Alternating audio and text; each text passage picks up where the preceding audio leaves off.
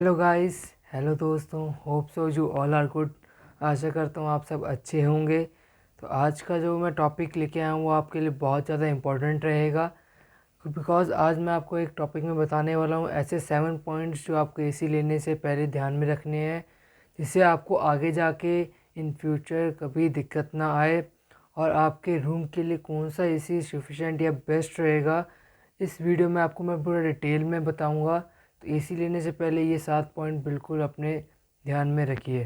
Topic को start करने से पहले चैनल को सब्सक्राइब करना ना भूलें, बेल आइकन को दबाना मत भूलिए। Please share and like. ऐसी इंटरेस्टिंग वीडियोस के लिए आप मेरे को सपोर्ट कीजिए। अब टॉपिक को स्टार्ट करते हैं। तो फर्स्ट जो क्वेश्चन आता है कस्टमर के माइंड में एसी लेने से पहले कि कितने टन का मैं एसी लूँ, कितने टनेज का एसी मेरे रूम के लिए सफिशेंट रहेगा। तो ये बहुत से क्वेश्चंस रहते हैं माइंड में कि कितने टन का एसी लेना चाहिए। तो मैं एक आपको थंब रूल पे बताऊंगा कि कितने टन का एसी आपके रूम में सफिशेंट रहेगा। अगर आपका up to 125 square feet room का साइज़ है तो उसके लिए आपका 1 टन का एसी सही रहता है। एंड अगर 125 से लेके 200 तक स्क्वायर फीट आपके रूम का साइज़ है तो आपका 1.5 टन का एसी सही रहता है। और 200 से लेके 300 स्क्वायर फीट आपके रूम का साइज़ है तो 2 टन का एसी एकदम बेस्ट रहता है। बट इसमें कई चीज़ें जो हैं इम्पैक्ट करती है हीट लोड को। तो हीट लोड को भी आपको देख के चलना है कि आपके रूम में कोई electronic appliances like fridge, TV और भी बहुत इलेक्ट्रॉनिक अप्लाइंसेस जो हमारे रूम में अवेलेबल होते हैं और इंस्टॉल होते हैं, वो भी चीज़ें हमें देख के चलनी है। नंबर ऑफ़ पर्सन्स देख के चलने हैं, कितनी विंडोज़ हैं, कितने डोर हैं। एंड मोस्ट इम्पॉर्टेंट, कोई सनलाइट डायरेक्ट तो नहीं है। कईयों का क्या होता है कि जो घर होता है वो सन व्यू फेस होता है, तो उसमें क्या होता है कि जब सूरज निकलता है तो सुबह इतना इम्पैक्ट नहीं पड़ता, बट दोपहर तक जो रूम होता है वो पूरा एकदम हीट हो जाता है। तो ये चीज़ें भी आपको साथ में लेके चलनी है। नहीं कि बोल दिया कि 125 स्क्वायर फीट आपका रूम का साइज़ है तो 1 टन का ही एसी लगेगा। आपको ये भी चीज़ भी देखनी है कि आपके रूम में कोई इलेक्ट्रॉनिक अप्लाइंसेस या नंबर ऑफ़ पीपल्स कितने हैं, कितनी विंडोज़ हैं, कितने डोर्स हैं, डायरेक्ट सनलाइट व्यू तो नहीं है। तो चीज़ें भी देखनी है। इसको देखते हुए आपको टेनिस को सिलेक्ट करना है। अगर आपका रूम में कुछ ज़्यादा इतनी चीज़ नहीं है जो हीट लोड को इम्पैक्ट करे तो आप जो मैंने थंब रूल बताया उस पर आप जा सकते हो। तो जो दूसरा जो पॉइंट आता है माइंड में, आपने टेनिस सिलेक्ट कर ली, उसके बाद आपको इशू आता है कि अब हम विंडो एसी लें या स्प्लिट एसी लें। तो बेस्ट वैसे कहते हैं कि विंडो रहता है सबसे ज़्यादा, बिकॉज़ वो आप कह सकते हो वन इन ऑल है। उसके अंदर एक बॉक्स में आपको सारे पार्ट्स अवेलेबल होते हैं, जैसे सपोज कूलिंग कोयल, पीसीबीज, कंडेंसर कोयल, मोटर, कंप्रेसर, ऑल जो पार्ट्स हैं वो एक ही बॉक्स में आपको अवेलेबल होता है। वो इजी टू इंस्टॉल होता है, इजी टू मेंटेन होता है। उसके फ़िल्टर भी इजीली आप निकाल सकते हैं, बिकॉज़ वो एक हाइट पे लगा होता है जहाँ पे आपका नॉर्मली हाइट आप फ़िल्टर को क्लीन कर सकते हैं निकाल के इजीली। और बट ये इसके बेनिफिट्स तो हैं बहुत ज़्यादा विंडो एसी के, बट इसका जो एक डिसबेनिफिट है उसके कारण विंडो एसी नहीं बिकते, वो है इसके नॉइज़ का इशू। बिकॉज़ जो विंडो एसी है बहुत ज़्यादा नॉइज़ करते हैं, क्योंकि बिकॉज़ के क्या है कि जो कंप्रेसर है वो उसी के अंदर होता है। तो कंप्रेसर की जो नॉइज़ है वो पूरी रूम में आती है और उससे कस्टमर डिस्टर्ब होता है, उनको नींद प्रॉपर नहीं आ पाती। कईयों को होता है नॉइज़ का डिस्टर्बेंस। तो गाइस जो दूसरा जो हमारा पॉइंट रहता है टेनिस सेलेक्ट करने के बाद वो होता है कि कौन सा यूनिट लें, विंडो एसी लें या स्प्लिट एसी लें। ये बहुत से क्वेश्चन रहता है, बिकॉज स्पेस देखनी पड़ती है, बहुत चीज़ देखनी पड़ती है। बट मेरे सजेशन से विंडो एसी बेस्ट रहता है, बिकॉज़ वो ऑल इन वन है। एक बॉक्स में आपको सारा कंपोनेंट्स मिल जाते हैं, वो इजीली इंस्टॉल्ड हो जाता है, इजीली मेंटेनेंस उसकी बहुत इजीली हो जाती है। आप अगर फ़िल्टर भी क्लीन करना चाहो तो इजीली कोई भी घर का मेंबर उसमें से फ़िल्टर निकाल के क्लीन कर सकता है। तो उसमें आपको एक में ही cooling coil, condenser coil, compressor, motor, blower, PCB सब कुछ उसी में लगा होता है। बट उसका जो एक डिसएडवांटेज है जिसके कारण उसकी जो रीसेल वैल्यू है और सेलिंग वैल्यू है वो मार्केट में बहुत कम है, वो है नॉइज़ का इशू। बिकॉज नॉइज़ के करके विंडो एसी नहीं इतने बिक पाते, बिकॉज कंज्यूमर को या कोई भी कंज्यूमर होता है उसको नॉइज़ से डिस्टर्बेंस बहुत ज़्यादा होती है, रात को नहीं नींद आ पाती, तो विंडो एसी में ये दिक्कत है। इसके कारण तो सबसे बड़ा जो डिसएडवांटेज है विंडो एसी ना लेने का वो है नॉइज़ का। और इन अदर हैंड अगर हम जाएं स्प्लिट यूनिट में, तो स्प्लिट यूनिट की सबसे बड़ी खासियत थी कि वो नॉइज़ फ्री होता है, उसमें कोई नॉइज़ नहीं होती। बिकॉज स्प्लिट यूनिट में दो यूनिट होते हैं, एक इंडोर एंड एक आउटडोर। इंडोर में आपके एक पीसीबी, एक ब्लोअर, मोटर इंस्टॉल होती है, एंड एक आउटडोर में आपका कंप्रेसर, कंडेंसर कॉइल, और अगर आप इन्वर्टर मॉडल ले रहे हो तो उसमें पीसीबी भी होती है। तो उससे क्या होता है कि जो आपका आउटडोर है वो कहीं बाहर बालकनी में इंस्टॉल हो जाता है, और जो इंडोर है वो आपके रूम में हाई वॉल मतलब वॉल पे इंस्टॉल हो जाता है। तो उससे आपका एक बेनिफिट है कि आपको नॉइज़ नहीं मिलती, बट उसके कुछ डिसबेनिफिट्स भी हैं। विंडो से अगर मैं कंपेयर करूं कि इंस्टॉलेशन के लिए आपको स्पेस ज़्यादा चाहिए होती है, कॉपर पाइपिंग उसमें बढ़ जाती है, इसकी मेंटेनेंस थोड़ा सा हाई होती है, और सबसे बड़ी बात कॉस्ट की। विंडो एसी सस्ते होते हैं as compare to split units. Because split units में क्या है कि थोड़े से कंपोनेंट्स भी बढ़ जाते हैं, इंस्टॉलेशन कॉस्ट भी बढ़ जाती है, मेंटेनेंस कॉस्ट भी बढ़ जाती है। तो आपको डिसाइड करना है कि अगर आपको नॉइज़ से इतना इशू नहीं है तो आप विंडो एसी पे जाइए। अगर आपको नॉइज़ फ्री चाहिए, नॉइज़ नहीं चाहिए, तो आप स्प्लिट यूनिट में जा सकते हैं। और मैं इसमें स्प्लिट यूनिट में आपको और भी गाइडेंस अभी आगे दूंगा इंस्टॉलेशन के ऊपर कि आपको क्या मेजर पॉइंट्स रखने हैं अगर आप स्प्लिट यूनिट ले रहे हो। तो चलते हैं नेक्स्ट पॉइंट पे। तो अब जो हम बात करने जा रहे हैं वो बात करने जा रहे हैं स्टार रेटिंग की। तो जो स्टार रेटिंग है वो एज यू नो कि BEE थ्रू के द्वारा दी जाती है, ऑफर्ड की जाती है। ब्यूरो ऑफ एनर्जी एफिशिएंसी इसकी फुल फॉर्म है, जिसके थ्रू ऑफर्ड होती है स्टार रेटिंग। इसमें एक कहते हैं जितनी ज़्यादा स्टार रेटिंग आपकी होगी उतनी ही आपकी इलेक्ट्रिसिटी कम कंज्यूम होगी, बट जितने आप स्टार रेटिंग ज़्यादा लेते हैं उसके उतने भी रेट बढ़ जाते हैं। तो आपको सजेस्ट करूँगा आप 4 स्टार भी ले सकते हैं, 5 स्टार भी ले सकते हैं। इसका ये बेनिफिट है कि आपकी इलेक्ट्रिसिटी आपकी वो कम कंज्यूम होगी। अगर आप 3 स्टार लेते हो, अगर आप 5 स्टार लेते हो, इतना ज़्यादा डिफरेंस नहीं होता, बट 5 स्टार में होता है। 5 स्टार में एक बोलते हैं कि higher the BE star rating unit has the lesser the electricity will consume. तो ये एक कहा जाता है। तो आपको सजेस्ट करूँगा आप 4 स्टार भी ले सकते हैं, 5 स्टार भी ले सकते हैं, 3 स्टार भी ले सकते हैं। अगर आपकी थोड़ा सा कॉस्टली आप नहीं जाना चाहते तो 3 स्टार भी सही रहता है। दोस्तों ये जो पॉइंट रहेगा 100% कॉपर एडवांटेज के ऊपर है कि आपको यूनिट आपने सिलेक्ट कर लिया, टनेज सिलेक्ट कर ली, विंडो या स्प्लिट यूनिट लेना है वो सिलेक्ट कर लिया, स्टार रेटिंग सिलेक्ट कर ली।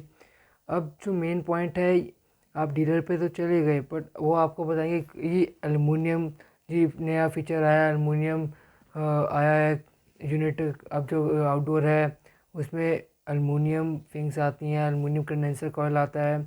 तो आपको उसको अवॉइड करना है, आपको 100% कॉपर यूनिट लेना है जिसके अंदर cooling coil, condenser coil copper की होनी चाहिए। इसमें क्या है कि जो कॉपर है आपको हमेशा सुपीरियर कूलिंग प्रोवाइड करती है, और कॉपर जो है वो थर्मल कंडक्टर है, हेल्प इन पावर सेविंग।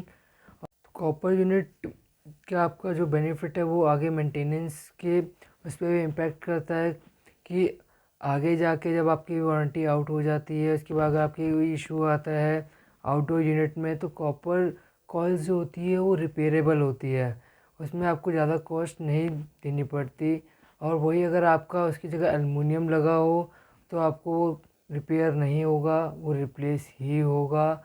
और एलुमिनियम में देखा जाए तो दिक्कत इतनी जल्दी नहीं आती, बट कि अगर दिक्कत आ जाए तो वो 10 से 12 हज़ार रुपये का खर्चा आपका खड़े पैर आ जाता है as compare to copper. Copper की आप हमेशा प्रायोरिटी रखिए, कॉपर ही लीजिए, 100% आपको बेनिफिट रहेगा। अब जो जो पॉइंट है वो है कि नॉर्मल एसी लें या इन्वर्टर एसी लें। तो ये भी बहुत से लोग कंफ्यूज रहते हैं कि हम अब आ तो गए हैं एसी लेने, कौन सा एसी लेंगे, हमारे लिए नॉर्मल अच्छा है या इन्वर्टर अच्छा है। तो सबसे पहले आपको ये चीज़ देखनी है कि आपके एसी की यूसेज कितनी है, कितने आवर आपने एसी को यूज़ करना है। बिकॉज़ जो भी एसी की यूसेज के ऊपर डिपेंड करता है कि आपको नॉर्मल एसी चाहिए या इन्वर्टर आपको ज़्यादा सही रहेगा। तो आपकी अगर जो यूसेज है वो ओनली नाइट में है, आपको सिर्फ रात को एसी चलाना है, वो भी ज़्यादा से ज़्यादा 5 या 4 घंटे या 6 घंटे, तो आप नॉर्मल एसी पे जाइए। बिकॉज़ इन्वर्टर पे जाने का कोई बेनिफिट नहीं है, उसमें आपको इतनी ज़्यादा एफिशिएंसी इलेक्ट्रिसिटी कंज्यूम नहीं हो पाएगी, और उसकी जो इन्वर्टर की मेंटेनेंस कॉस्ट है वो भी महंगी है, और जो कॉस्ट है परचेजिंग कॉस्ट भी महंगी है एज़ कम्पेयर टू नॉर्मल। और अगर आपकी यूसेज ज़्यादा है, 24 घंटे में से आपका एसी 15 घंटे चलता है पूरे दिन में रात में, तो आप इन्वर्टर एसी लीजिए। बिकॉज़ इन्वर्टर एसी में जो सबसे बड़ा बेनिफिट है वो इलेक्ट्रिसिटी का है। आपकी इलेक्ट्रिसिटी जो कंज्यूम है वो कम होगी as compare to normal AC. तो ये क्यों होती है ये भी मैं आपको छोटे से एक पॉइंट में समझा देता हूँ। और जो नॉर्मल एसी है उसके अंदर जो कंप्रेसर लगा होता है वो फिक्स स्पीड पे काम करता है, कांस्टेंट स्पीड पे काम करता है, 100% फुल लोड फुल कैपेसिटी पे काम करता है। इसके ऊपर मैंने एक वीडियो भी बनाई हुई है, मैं आपको लिंक डिस्क्रिप्शन में दे दूँगा, आप वहाँ जाके चेक कर सकते हैं। और अब आपको मैं एक छोटे से एग्जांपल से समझा देता हूँ कांस्टेंट स्पीड पे कैसे 100% पे कैसे वर्क करता है। सपोज़ आपके पास नॉर्मल एसी है और आपने सेट पॉइंट 24 डिग्री कर दिया और आपका एसी ऑन हो गया, कंप्रेसर आपका ऑन हो गया। जब कंप्रेसर ऑन होगा तो वो 100% पे ऑन होगा पूरा। और आपके अगर रूम का टेम्परेचर 30 डिग्री है और आपको 24 डिग्री चाहिए, तो ये जो गैप है 30 to 24 का, जब तक आपके रूम का टेम्परेचर 24 नहीं आ जाता, compressor full load full capacity 100% पे चलेगा।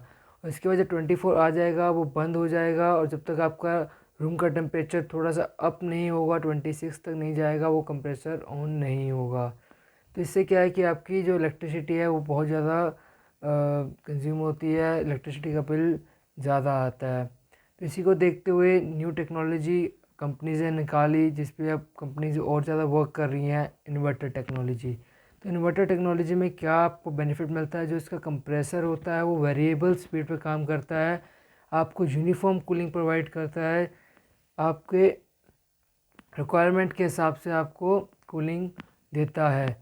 तो इसमें वेरिएबल कैसे काम करता है मैं आपको बताऊंगा। कि जो कंप्रेसर होता है एज़ नॉर्मल मैंने आपको बताया कि वो 100% पे ही स्टार्ट होता है, 100% पे ही बंद होता है। तो ये जो वेरिएबल है ये क्या है कि स्टार्ट 40% पे होता है, देन 60 जाता है, देन 80, देन 100। मीन्स कि आपके रिक्वायरमेंट के हिसाब से ये चलता है। अगर आपके यूसेज कम है, आपकी कूलिंग हो चुकी है रूम में, तो ये अपनी जो स्पीड है कंप्रेसर की वो कम करता रहेगा। जैसे आपका टेम्परेचर रूम का कम आता रहेगा, ये अपनी कंप्रेसर की स्पीड भी कम करता रहेगा। 100% से 80% पे आ जाएगा, 80 से 60, देन 40 पे।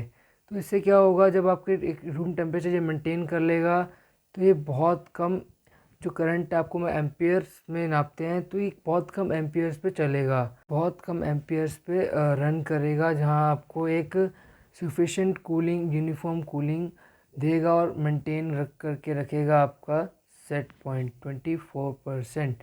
तो इससे आपको बेनिफिट क्या हुआ, बिकॉज ये 100% पे नहीं चल के आपके रिक्वायरमेंट के हिसाब से 80 पे 40 पे चल रहा है, तो ऑब्वियस सी बात है अगर 40% पे चल रहा है तो वो इलेक्ट्रिसिटी कम लेगा। तो अगर आपको मैंने बता दिया, अगर आपकी यूसेज 5 से 6 घंटे है तो आप नॉर्मल एसी पे जाइए, और अगर आपकी यूसेज ज़्यादा है तो आप इन्वर्टर मॉडल पर जाइए। दोस्तों, ये जो पॉइंट है ये है इंस्टॉलेशन एंड मेंटेनेंस के ऊपर। सपोज़ आप एसी आपने डीलर से परचेज़ कर लिया, एसी आपके घर पे आ गया और टेक्नीशियन भी आ गया इंस्टॉलेशन करने के लिए, तो आपको क्या मेजर पॉइंट्स ध्यान में रखने हैं इंस्टॉलेशन के वक्त, कि जब आप जहाँ इंस्टॉलेशन करा रहे हैं वो स्पेस जो है इंडोर से आउटडोर ज़्यादा नहीं होनी चाहिए। जैसे कि मेरे को जहाँ तक पता है कि जो कंपनीज़ है वो 3 metre free of cost copper pipe साथ में देती है। अगर आप उससे ज़्यादा एक्सटेंड कराते हो तो वो एक्स्ट्रा कॉस्ट जाती है आपकी। तो आपको वही देखना है कि आप कितना सफिशेंट, कितने कम मीटर में आप आउटडोर और इंडोर को इंस्टॉल कर सकते हैं। तो उससे आपको ये बेनिफिट होगा कि अगर आप ज़्यादा दूर करते हैं तो उसमें क्या कोई कूलिंग पे भी इफ़ेक्ट आता है। सपोज़ अगर 3 मीटर कंपनी दे रही है और आपके जो इंडोर से आउटडोर गैप आ रहा है वो 6 मीटर का आ रहा है, तो उसमें आपको क्या होगा कि कूलिंग में भी दिक्कत आ सकती है और आपको गैस भी टॉपअप करवानी पड़ सकती है। इसके बाद आपके कॉपर पाइप का जो एक्स्ट्रा कॉस्ट आएगी वो, और जो पाइप वायरिंग डलेगी उसकी कॉस्ट भी आपकी बढ़ जाएगी। अगर आपके पास स्पेस है तो आप उसी स्पेस में उसको एडजस्ट करवाइए। उसकी स्पेस में आपको ये देखना इंस्टॉलेशन कि आपको कल को कोई सर्विस टीम आती है, कोई इशू आता है तो उनको इजी हो सर्विस करने में, रिपेयर करने में। बिकॉज कभी कभी मैं देखता हूँ कि ऐसी ऐसी जगह पे आउटडोर को इंस्टॉल कर देते हैं कि वहाँ सर्विस टीम जा ही नहीं पाती, वहाँ पे रिपेयर काम हो ही नहीं पाता। तो उसके लिए क्या करना पड़ता है, पूरे एसी को नीचे उतारना पड़ता है, फिर उसको रिपेयर के दोबारा लाना पड़ता है। तो उससे क्या होगा कि आपकी एक सर्विस के लिए, सिर्फ 400 रुपये की सर्विस के लिए आपसे 1500 रुपये का या जो भी आपके वहाँ पे रेट है इंस्टॉलेशन को आपको देने पड़ेंगे। इंस्टॉलेशन के भी देने पड़ेंगे, री इंस्टॉलेशन के भी देने पड़ेंगे, डिसमेंटलिंग के भी देने पड़ेंगे। बिकॉज वो एसी उतारेगा, उसको रिपेयर करेगा, फिर वापस लगाएगा, तो इससे क्या आपकी कॉस्ट बढ़ती है। तो आपको यही चीज़ मेजर्स देख के चलनी है कि आप जो आउटडोर लगवा रहे हो तो वो ऐसी जगह पर लगवाइए जहाँ पे इजीली सर्विस हो जाए, रिपेयर हो जाए। तो ये चीज़ आपको ध्यान में रखनी है। मेंटेनेंस का भी ये भी ध्यान रखना है कि जो इंडोर की हाइट है वो ज़्यादा ना हो। बिकॉज क्या होता है कि आपको फ़िल्टर हर 15 दिन में साफ़ करने पड़ते हैं। तो ऐसी हाइट रखिए कि जहाँ पे नॉर्मली कोई भी घर का मेंबर अगर नहीं है तो वहाँ अकेले जाके उसको फ़िल्टर को निकाल के इसे साफ़ करके उसको लगा दें। बिकॉज अगर आप फ़िल्टर नहीं साफ़ करेंगे टाइमली तो आपके एयर फ्लो में और कूलिंग कॉइल में इश्यूज़ आ सकते हैं, क्योंकि डस्ट अगर उसके अंदर कूलिंग कॉइल के अंदर घुस जाएगी तो एयर फ्लो नहीं अच्छा आएगा। जब एयर फ्लो नहीं अच्छा आएगा तो काफ़ी सी प्रॉब्लम आ सकती है। तो ये चीज़ें आपको ध्यान में रख के चलनी है इंस्टॉलेशन और मेंटेनेंस की। तो होप सो गाइस आपको वीडियो अच्छी लगी होगी। अगर अच्छी लगी है तो लाइक करना ना भूलें, चैनल को सब्सक्राइब करना ना भूलें, बेल आइकन को दबाना ना भूलें। तो ऐसी आपके लिए मैं इंटरेस्टिंग वीडियोस लेके आता रहूँगा। अगर आपको कोई भी क्वेरी है मेरे से तो आप प्लीज़ कमेंट सेक्शन पे बिल्कुल कमेंट कर सके मेरे से पूछ सकते हैं और मैं आपको इंस्टेंट रिप्लाई दूंगा।